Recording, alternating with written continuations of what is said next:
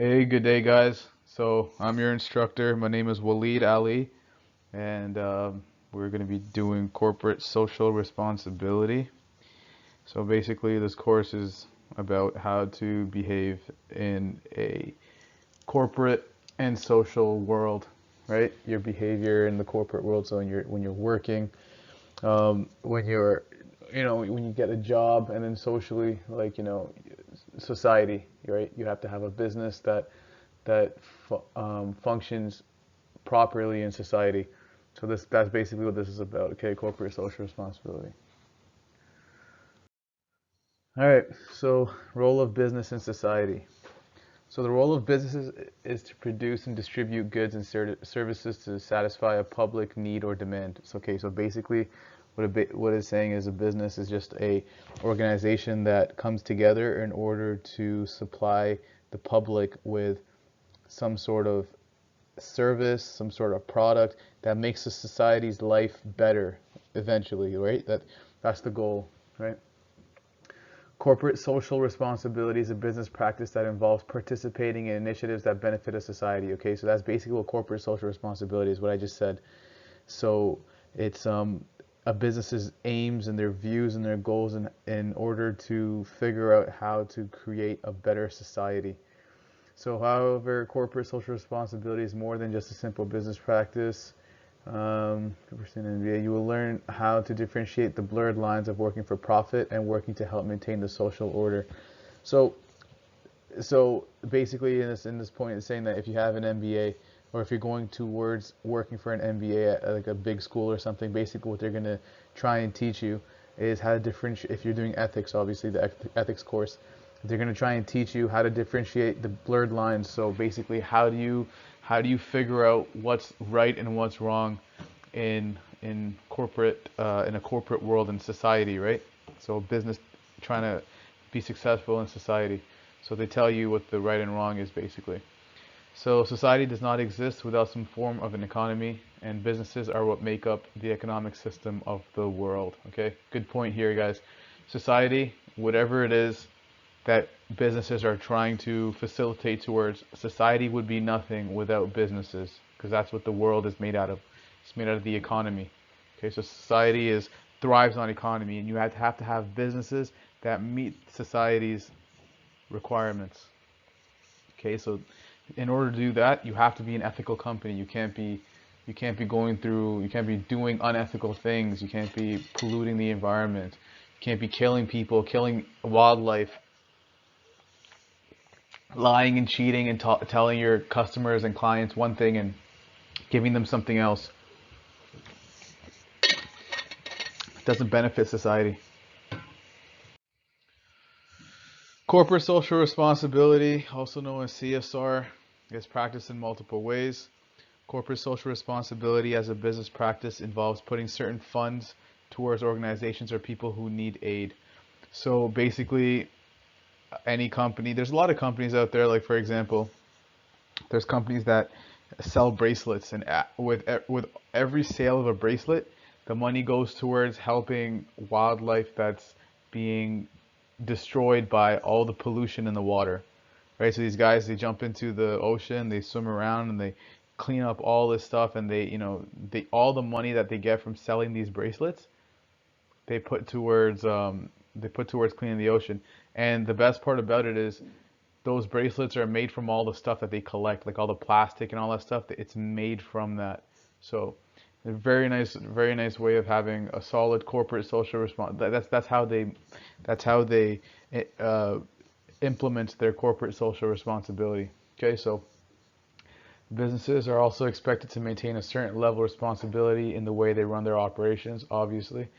A company can be viewed as ethically irresponsible if it knowingly brings harm to the environment. So, if a company brings any type of harm, let's just say that it pollutes too much, or it lies about its gas emissions, like how Volkswagen did, and the huge scandal, multi-billion-dollar scandal. If they are killing wildlife by all the pollution that they're doing, right? So all these things. Um, so that if all the businesses are doing stuff like that, that's ethically irresponsible behavior. Corporate social responsibility has multiple forms. Like we said, consumers are not the only ones looking for socially responsible corporations. Employees are doing the same. So if you want to hire the proper talent in order to keep your business running, you got to have a strong corporate social responsibility, a positive one that's, because a lot of talent wants to be at companies that have that type of presence in the market. You don't want to work for a company that sucks. You don't want to work for a company that does more damage to their clients or to the environment um, than the advantages generated by that company, right? So never want that. Ethical thinking, thinking in a positive manner, which helps build and grow rather than destroy, right? It's a famous line, not a famous line, but it's a Drake. I don't know if you guys listen to Drake or not, but Drake says, "I just build to build more. You guys build to destroy." So basically, he's saying that he builds things because he wants to build more and he wants to build a better life and he wants to build this.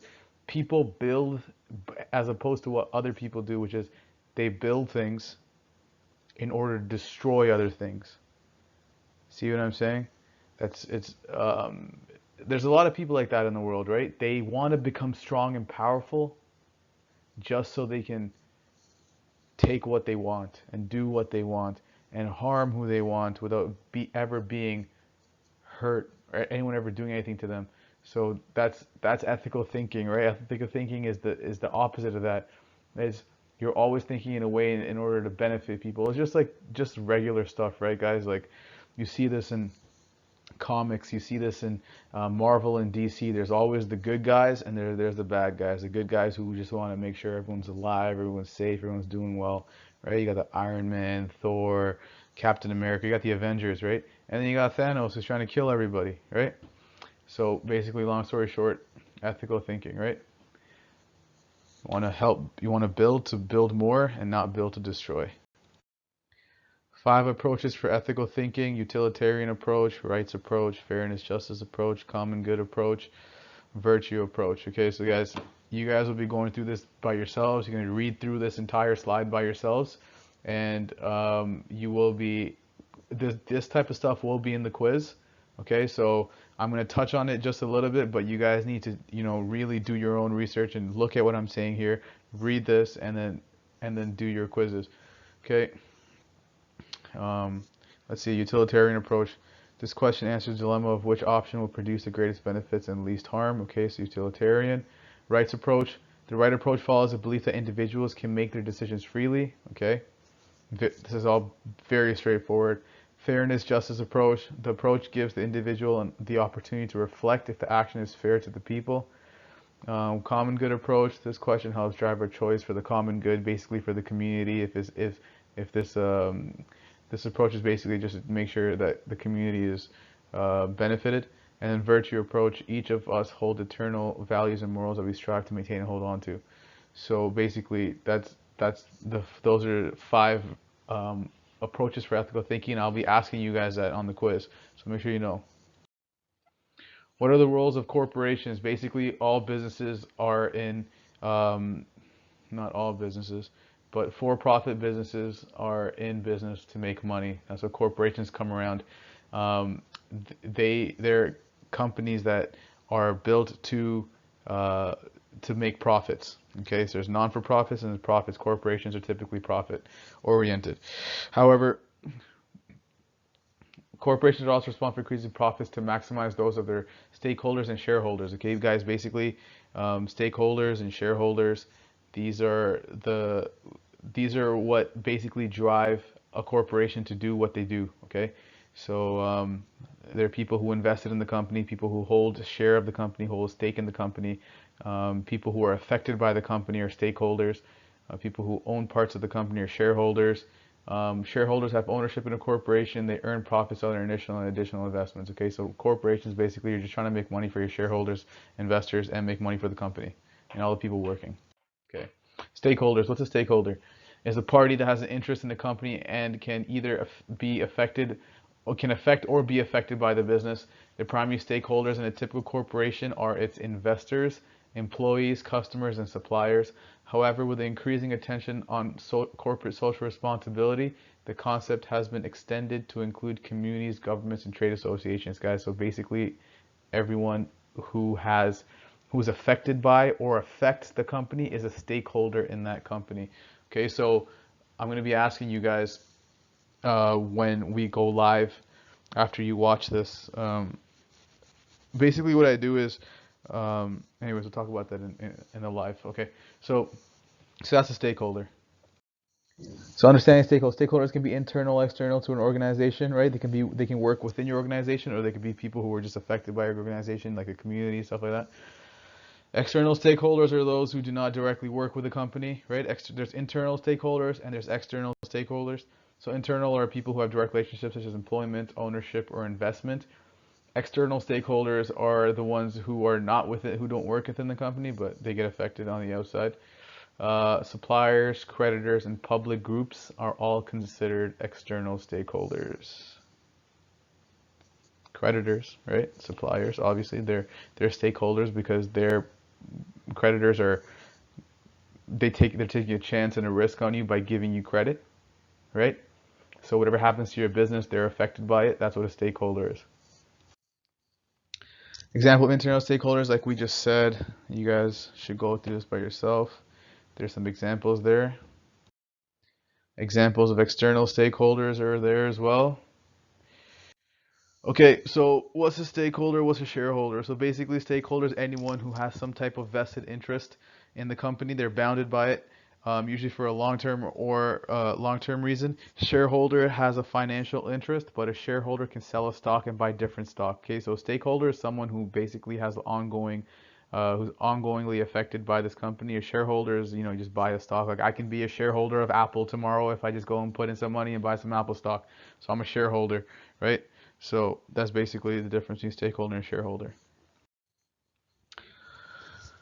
Professional integrity and academic integrity. Professional academic integrity go hand in hand, guys. Basically, this is talking about you guys cheating. Okay, so professional integrity and academic. So if you ever cheated on an exam, chances are, if you have the opportunity, you'll cheat while you're at work. Okay, that's basically what this is trying to say. It could not be true, completely true, but this point is what it's saying is, because let's be honest, majority of you guys have cheated on your exams. Um, if it wasn't in if it wasn't at the school, it was probably at your school in India or wherever you guys came from. So majority of you guys have done it, but basically what they're trying to tell you here is professional integrity and academic integrity go hand in hand. So what's professional integrity? Practice of maintaining appropriate ethical behavior. It is a practice of showing strong adherence to moral and ethical principles and values such as honesty, honor, dependability, and trustworthiness. What's academic integrity? Commitment to and demonstration of honest and moral behavior in an academic setting. What does that mean? No cheating. This is the most relevant at the university level as it relates to providing credit to other people when using their ideas. In simplest terms, it requires acknowledging the contributions of other people. Okay, so basically that is the difference between professional integrity and academic integrity. But at the end of the day, as long as you guys cheating in class is always going to be considered a zero from all professors, anyone in university. If you guys ever cheat, it's a zero. It gets a little more difficult too, because even if you're trying to write an essay, write a report, and then you quote somebody or you find some information from a certain area, you have to show where you got it from, right? You have to show you have to give credit to the author. You have to do all this crap. And honestly, I did it in high school and university where we had to write essays, and everywhere we got the information from, we'd have to put a footnote, like a number there, and then do a credit reference at the end of the entire essay. So if you wanted to find the points that I was making, you would just click on the link and go there, and or check that book, this page by this person. So it all says it all over there. Okay, so basically they're trying to teach you academic integrity. Social contracts between business and society. A social contract, guys. This is basically a social contract is a hypothetical contract. Okay, it's not real, but businesses have a social contract um, to society. Okay, so a business society have never sat down in a room and hammered out a contract outlining their relationship. So they never, obviously, they never had that. But this hypothetical contract provides a good means of making sense out of a relationship, a relation that has gradually evolved between society and business. If this relation is summarized as a contract, what does society give to business? What does business give to society? What do these two institutions, do these two institutions trust one another, or do they each adopt means to monitor and control the other?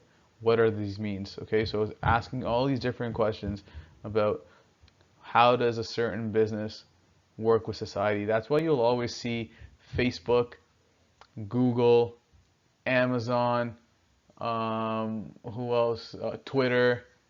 Um, all these guys are always going to be hounded and questioned by Congress, right? You always see it. Congress is always trying to make sure that these guys what they're doing is they're not abusing people's privacy, abusing their personal information, abusing their rights, right? So that's basically what the Congress does. And then social contracting business society is like, you're just supposed to do what's right for society. Okay, guys, that's the end of this one, of week one. And I'll see you guys. I think I'm gonna go live with you guys first and tell you guys we're gonna meet all of you guys and all that. I'm sure you guys will be watching this after we already went live. So we're gonna go live, and then you guys will watch this, and then there'll be a question posted, and then a video posted. You have to answer that question, and those are for your attendance and participation marks. This is worth 10% of your grades. Okay, guys. So I'll see you guys, and enjoy.